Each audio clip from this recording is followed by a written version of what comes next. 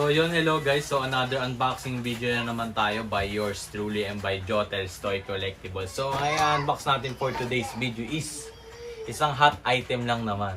So kilalang nyo yan.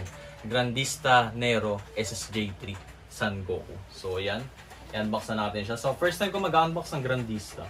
So natripan ko lang kasi grabe naman talaga yung details nito. Gusto ko lang din i-unbox para yung mga may gusto ng idea. Ayan, ito, makita nyo dito. So, yan, let's go, unbox na natin.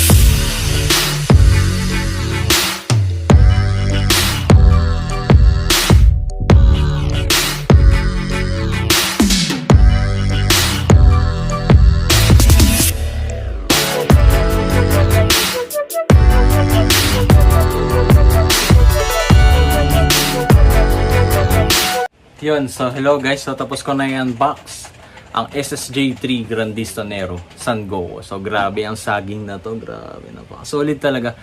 One of the best para sa akin na kundi man the best na Grandista na DBC sa akin. Pangalawa yung Son Gohan na kid siya, teen Gohan Grandista. So yung may katawan siya ni Piccolo tsaka so may extra head. Yung maraming accessories, maraming hand yun.